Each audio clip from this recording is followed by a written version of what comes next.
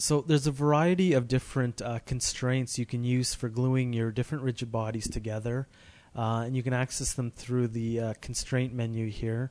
You've got hinge, ball and socket, spring, slider, and fixed.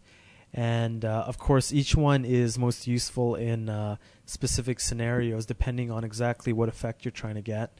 In this case, we want the catapult arm to rotate about the pivot point, so a hinge joint will work well there. And as well, we want the weight to pull down on this arm. So another hinge joint actually is ideal in that situation. So since we want to apply two different hinge joints, I'll use the multi-constraint tool and use the hinge. And this allows me to just middle mouse click, and sequentially pick my different objects to add the hinge constraints.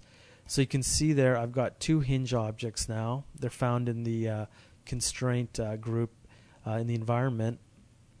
And once we actually have the hinges applied, the next thing to do is to actually position them by rotating and translating them to their initial state, or the proper position they need to be in to actually create the correct simulation. So right now they're oriented the wrong way, so I'm going to rotate this guy 90 degrees, and we just want to position it, and I'll just transform it something like that, so it's actually perpendicular to the cylinder. And then we'll do the same thing with this guy here. We want to rotate it 90 degrees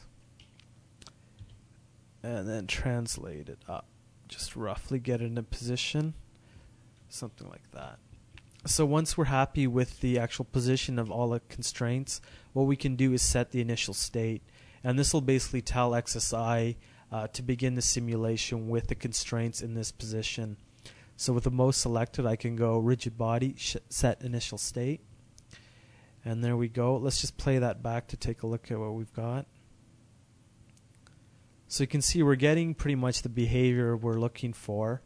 I'm just going to bring up the mass on this guy a little bit so it has a little more punch to it. We'll make it 1,000 kilograms there. We'll play that back again.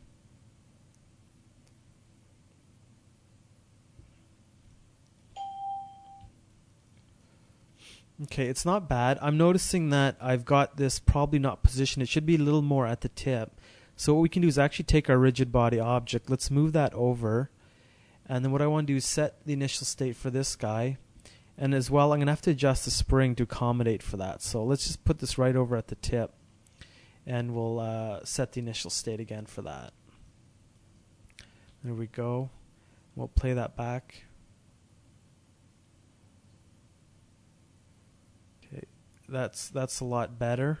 The next thing we want to do is by default we've got a bit of spring and dampening on the actual hinge joints. So what I want to do is actually just go to the hinge and let's take off the default spring and dampening for both of them. So we get something that's a little more frictionless.